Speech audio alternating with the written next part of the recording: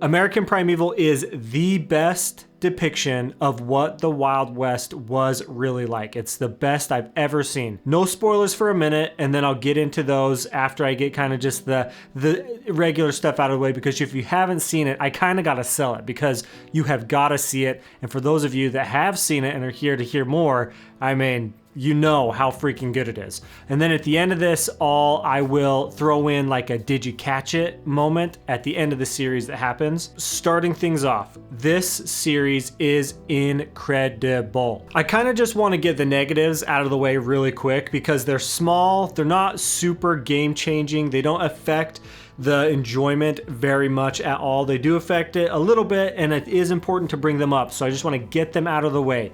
The shaky cam, Dutch angle, color grading, those three things as far as like the cinematography and the way that it was shot, those are my big gripes. The shaky cam was way too much, especially at the beginning of the series. I feel like each of these issues, the shaky cam, the Dutch angles, and the color grading, I feel like each of them get better as the series goes, but those first 2-3 episodes, I feel like it just was like a constant like Bourne Identity shaker camera, and then we got these Dutch angles that everything is slanted. I was like, bro, I mean, like, you've got something here. Just give me a level shot, don't shake it, let me see what's happening.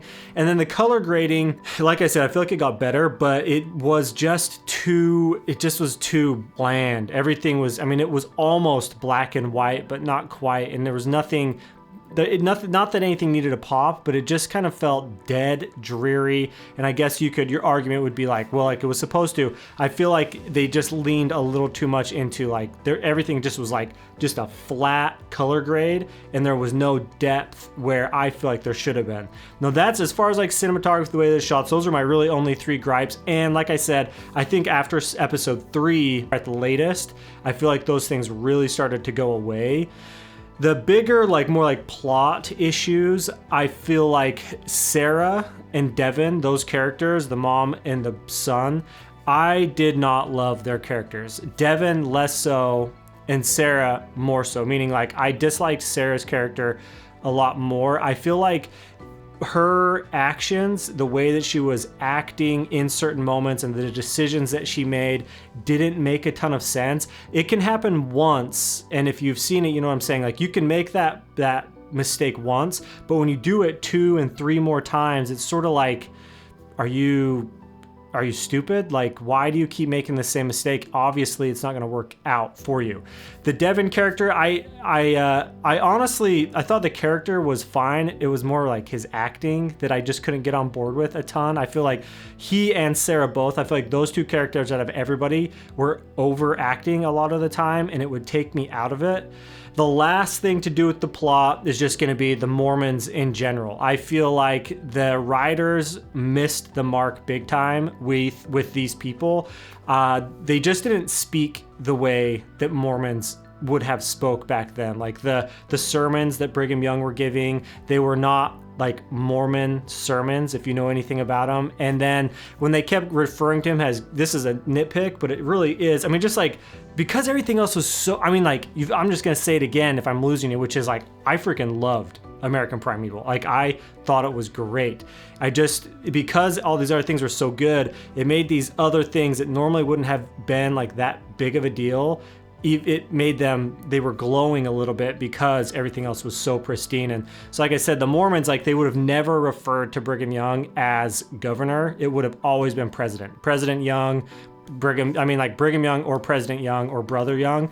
But to call him governor, it kind of was like, oh, you're missing, like the writers just weren't quite getting it. And like I said, the way that the Mormons would speak to each other and the way that they spoke like to everyone else, it just wasn't quite that like Christian preachy gospel, like Bible shaking. That's how it would have been, and I feel like they missed it a little bit with the Mormons. Now, those are my issues. Let's get into the positive stuff, because it's basically everything else, right? It's only 6 episodes, which is, just so perfect. It just is. I have a story to tell and I'm gonna tell it, and it doesn't need to be 10 episodes, so I don't need to draw things out. So all the fat is trimmed in every episode. It's fast paced, everything just moves perfectly from one thing to the next. Like I said, there's no fat, there's never any time that you're bogged down for like, okay, like I'm ready for the next thing, because it just is constantly moving forward at a just impeccable pace. Now, this is, like I said at the beginning, this is the best depiction of what the Wild West would have been like, actually. Like, it's the first time that I ever, watching lots of Westerns and stuff, like really felt like this is what the Wild West was. The Native Americans in American Primeval, they are probably the best Native Americans I've ever seen. Like the best representation of the different tribes, how they acted, how they looked. They all looked like so cool. Their costumes, the way that they act and moved and fought, and like even like their mannerisms and the way that they interacted with the settlers and like with the different tribes. And their acting, like I was just so floored by the Native Americans acting in general. It just was so well done and just so fun and to watch. It was so engaging to see how like it felt like the closest, you know, we've ever got. I mean, like not to like, I mean, I'm giving it that praise, which is like this is maybe what it was like and like how it would have been, which was just so cool to see. And it was so cool to see like a really strong, really like powerful representation of what the Native Americans must have been going through, feeling, and like how they lived and all the stuff. It was so dope. Real quick, if you want to see more content like this, just obliterate the subscribe button for me, which just completely annihilate it. Speaking of the Wild West, right? And that term specifically, it's a term that we often hear, and it's like usually like a happy, like, the Wild West, yeehaw, rootin' tootin', Wild West kind of vibe, right? And that's what you think of when you hear Wild West. And like I've said a couple times already, I have to say it again. Watching American Primeval was like the first time just it really hit me over the head of like, this is why it was called the Wild West. There was no rules, there were no boundaries, like it just was totally wild. And like everybody moving west so quickly, the government couldn't keep up, they couldn't enforce any rules. People just would find a plot of land, do whatever they wanted there, and then they would it just was like martial law, sort of. It just was like whatever goes. Moving into the next thing, which was like, this was so fun to watch because nobody was safe. Everybody was at risk for dying, and it was fun. It just kept you on the edge of your seat because when it introduced that quickly, every show, you're always kind of waiting like, okay, so like, do we have plot armor or do we not have plot armor? And in American Primeval, there's no plot armor. It was, I can't believe that guy just died. No way, she just died. Whoa, they just killed those people. Like, this is crazy. And it was fun keeping you at the edge of your seat, engaged. And like I said, it felt like this is a story that I want to tell, and I don't need to worry about bringing them on to the next third, fourth, fifth, sixth season, whatever. I just want to tell this story, get it done, and that way there's nothing's off limits. It felt very Game of Thronesy that way. Every character had like this burden they seemed like they were carrying. Like the way everybody did such a good job acting, because they all just looked sad. Like that being a part of the Wild West wasn't that rootin' tootin' yeehaw cowboy type of vibe. It was like freaking hard, depressing. People are dying for no reason. There's no food, there's no rules. Watching like the Native Americans just get obliterated for no reason. Like seeing the soldiers side of it, and that main commander being like in his like journal and stuff was like so depressing. Like that character specifically encompassed just like the energy of the full show. And him and Isaac, I feel like they just were like just so bummed out about what was happening to their world, and it was done so well. That somber feeling, it felt a lot like, if you've ever read the book The Road, it just felt like that, where it just was, there was like no hope, and it was just so well done. Okay, for those of you that have not seen it, that is my sales pitch. You've got to see it. It's on Netflix, and 6 episodes, an hour each. You just will not be disappointed.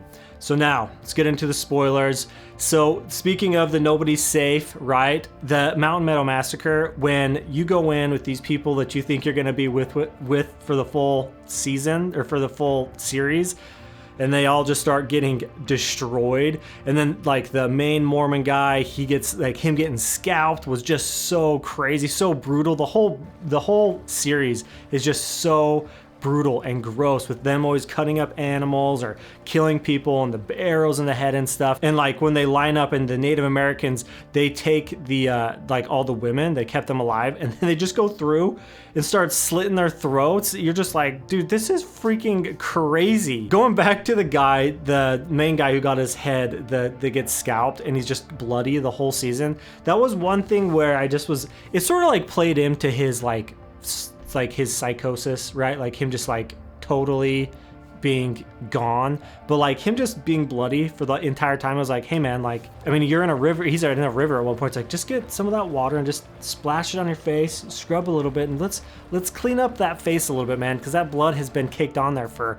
I mean, like it's a pretty long adventure, probably like a few weeks to a month at least, right? One of my favorite characters, the captain, holy cow, man. When they raid the military like camp and he gets shot and all the other guys are getting shot, and then it's like reading his journal at the same time about how like he's hopeful for the future as he's dying. It was so brutal. It was, oh my gosh, it was so good. He was awesome. He felt like he belonged back then, just like a lot of the characters did. The young Native American girl at the beginning who kills that guy, and then I'm trying not to use the word because YouTube, but like she gets out of there. She was rad.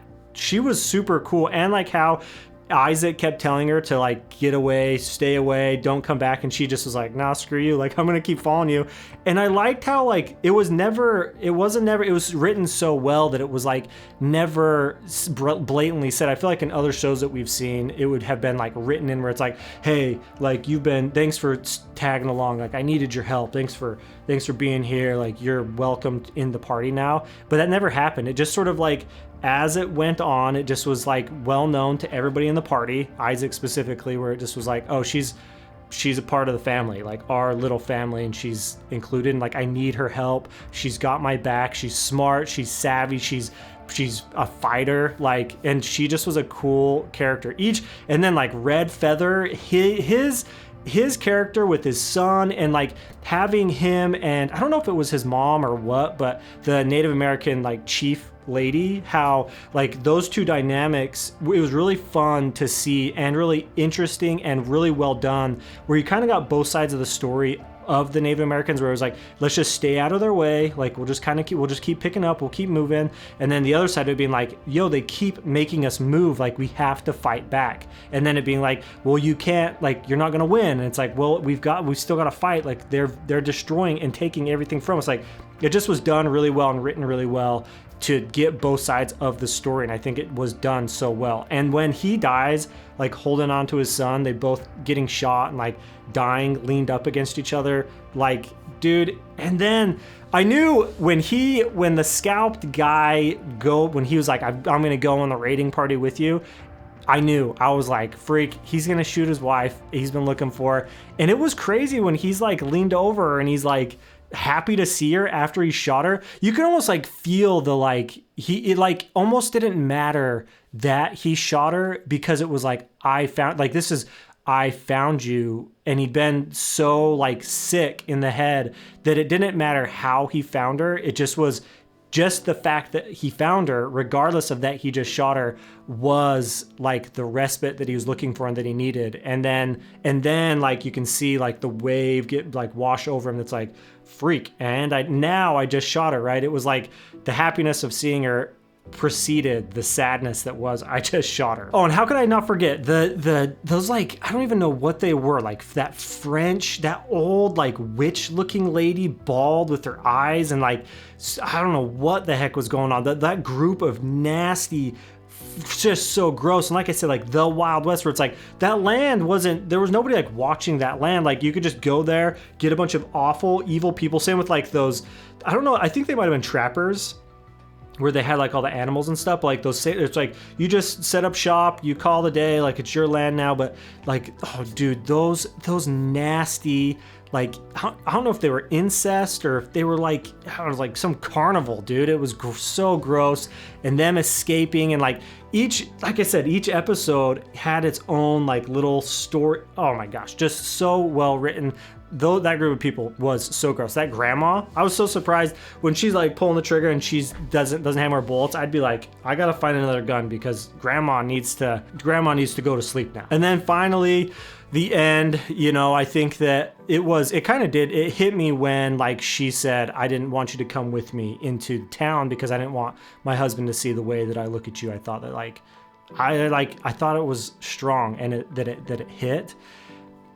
Leading up to it, you're just waiting for someone to die, and you knew it had to be Isaac, right? You just didn't know. So then when he gets away, it sort of teases you for a second, but you know something's gonna happen, especially because that guy that was hunting her, they left his brother without knowing. So you know he's in the back of your head, and then he shows up, and I thought that things ended satisfyingly with him not being alone, right? That they came together in those last moments, like I said, like a family, and that he was able to go out fighting and protecting, because he didn't get to protect his family the first time, but he did this time, and I feel like that came across. And so all in all, I mean, like, just so impeccable, so good. So now at the end, there is like that did you catch it moment. This Land Is My Land playing as an outro to the series, as you're seeing all these bad things happen and everything falling apart, and it's kind of playing through what's happened.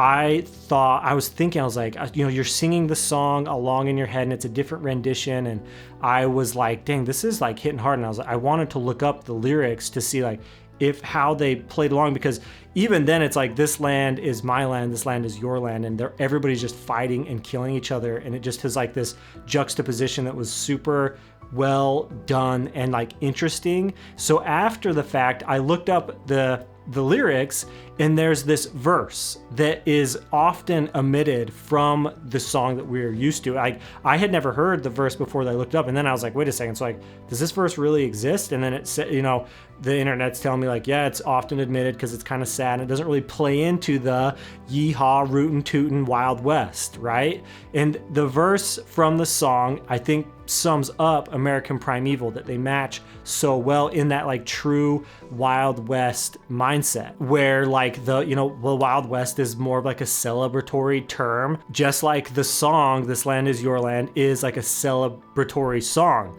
The verse is, in the shadow of the steeple by the relief office I saw my people, as they stood there hungry, I stood there asking, is this land made for you and me? It's the only line in the song that uses the word is this land made for you and me, like asking the question. And I just think it sums up the show, and it sums up the Wild West perfectly. For those of you that don't know what primeval means, it just means like the beginning, like the very beginning of something. And it's like American beginning, like the true American being, like what was taking place in the Wild West. Just so good. It's not perfect, like I said, shaky cam, color grading, you know, some of the characters and whatever, but just a brutal and awesome Wild West depiction. It absolutely is. Subscribe here if you want to see some more of my content. Click here if you want to watch a different video. Patreon.com/Austin Kohler is where you get ad-free and exclusive videos. You also get to write in, and I will read your questions on the different videos that I make. Right now at the collaborator tier, that's a tier where you get to write in. It is free, so go ahead and check that out if you want in the description below. Thanks for watching. See ya.